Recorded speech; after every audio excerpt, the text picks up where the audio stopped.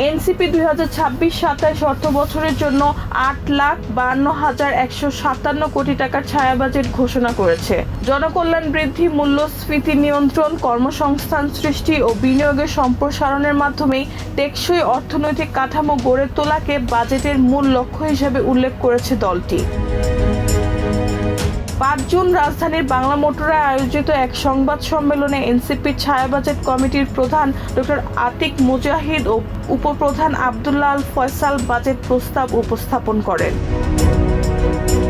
প্রস্তাবিত বাজেটে সাধারণ করমুক্ত আয়সীমা 3,50,000 টাকা থেকে বাড়িয়ে 4,50,000 টাকা করার কথা বলা হয়েছে।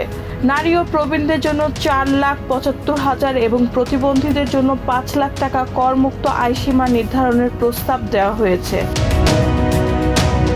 শিক্ষা ও প্রযুক্তি খাতে 1,24,425 কোটি টাকা বরাদ্দ, 5,000 স্কুল জাতীয়করণ, স্কুল ফিডিং কর্মসূচি এবং শিক্ষক মানোন্নয়ন তহবিল গঠনের পরিকল্পনা রয়েছে। এছাড়া 5 বছরে 1 কোটি মানুষের কর্মসংস্থান সৃষ্টির লক্ষ্যে এসএমই ঋণ, যুব উদ্যোক্তা তহবিল ও ডিজিটাল প্রশিক্ষণ কর্মসূচির প্রস্তাব করা হয়েছে। ছায়া বাজেটে স্বাস্থ্য, কৃষি ও নবায়নযোগ্য জ্বালানি, ব্যাংকিং খাত সংস্কার ও নারী উদ্যোক্তা উন্নয়নের বিশেষ গুরুত্ব দেওয়া হয়েছে। এছাড়া স্যানিটারি ন্যাপকিনের শূন্য ভ্যাট, 6 মাসের বেতনসহ মাতৃত্বকালীন ছুটি এবং 1 মাসের পিতৃত্বকালীন ছুটির প্রস্তাব রাখা হয়েছে।